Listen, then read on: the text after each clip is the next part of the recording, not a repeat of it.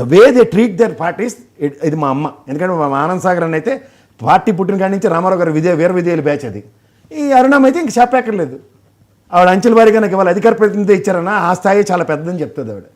కానీ వాళ్ళకి లేనిది మీకెందుకు అని అది మరి అటువంటి డిబేట్లు పలకండి సార్.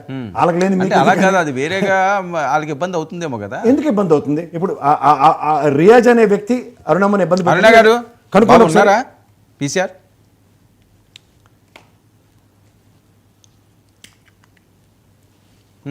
మాట్లాడండి.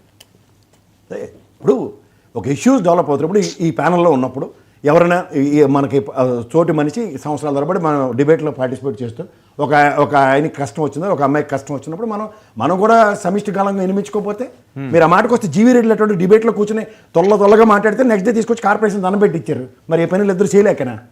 మా సాగరన్న కాబట్టి తెలీదా? పెద్ద మనిషి, ఊర్లో మంచి పేరు ప్రఖ్యాతులు ఉన్న కుటుంబం నుంచి. But they are commitment towards the party అనేది నేను ఇవాళ మాట్లాడుతున్నాను. Yes, they are the committed souls for the respective party. But కళ్ళ ముందు ఒక వ్యక్తి ఆ అమ్మాయికి అంత ఇచ్చేసినోడికి ఇవాళ సముచిత స్థానం పార్టీ పరంగా ఉన్న దగ్గర వాట్ ఈస్ దిస్? ఇది మాత్రం ఖచ్చితంగా అంటే, ఎందుకంటే అధికార ప్రతినిధుల కోణంలో జీవీ రెడ్డి లాంటి వ్యక్తికి సముచిత స్థానం కనబడినప్పుడు ఈ వ్యక్తులకి ఎందుకు సముచిత స్థానం లేదు? వీళ్ళు కూడా అదే కేటగిరీలో అదే స్థాయిలో పార్టీని భోజనానికి వేసుకుని మాట్లాడుతున్నారు కదా. ఇవి సీరియస్ అప్రహెన్షన్స్. ఇవి నేను ఖచ్చితంగా మాట్లాడతాను. అరుణ నీకు నచ్చిపోయి నేనైతే చెప్పదలుచుకున్నాను.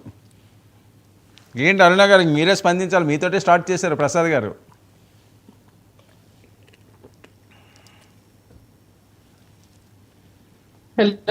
మాట్లాడండి అన్న, వినిపిస్తుందండి? ఫ్రీజ్ అయింది అన్నగారు. మీరు సిగ్నల్లో లేనట్టున్నారు, ఒకసారి సిగ్నల్లోకి రండి.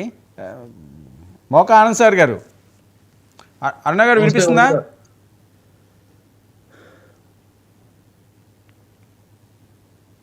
వర్మ గారు,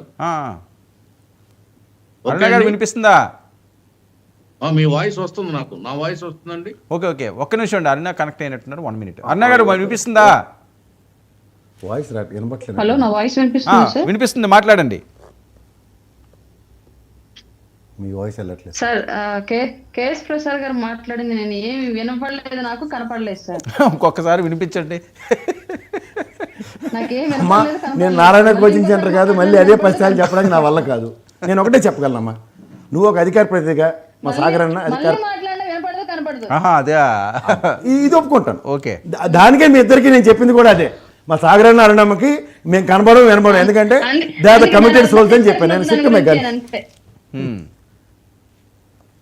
చెప్పండి అరుణ గారు, మాట్లాడండి. సార్, పదవుల విషయం మీద అసలు అది నాకు ఇప్పుడు దాని మీద మాట్లాడడమే నాకు మ్యాటర్ ఆఫ్ సిచ్యువేషన్. అది సిచ్యువేషన్ అది కాదు సార్. అనవసరంగా ఆ టాపిక్ లో తీసుకెళ్లొద్దు. టైం చాలా ఉంది, మాకు ఏజ్ చాలా ఉంది, మా నాయకుడి మీద మాకు నమ్మకం ఉంది, మేము పార్టీలో చేయాల్సిన బాధ్యతలు కూడా ఇంకా చాలా ఉన్నాయి. కాబట్టి నేను ఇప్పుడు ఆ విషయం మీద దాన్ని ఏదో నెగిటివ్ గా తీసుకెళ్లాలనో లేదా దాని మీద పెద్ద డిస్కషన్ చేయాలని నేను అనుకోవట్లేదు. నాకు చాలా హోప్స్ ఉన్నాయి పార్టీ విషయంలో, చాలా వర్క్స్ ఉన్నాయి పార్టీ విషయంలో, నాకు చాలా స్పేస్ కూడా ఉంది సార్. నేను ఒక బీసీ అండ్ ఎస్సీ సామాజిక వర్గాలకు ప్రాతినిధ్యం వహిస్తున్నటువంటి అమ్మాయిగా, అలాగే రాబోయే రోజుల్లో 33% రిజర్వేషన్ అనేది కేంద్రం నుంచి కన్ఫర్మ్ చేసుకున్నాం. కాబట్టి మాలాంటి వాళ్ళకి పొలిటికల్ గ్రౌండ్ అనేది చాలా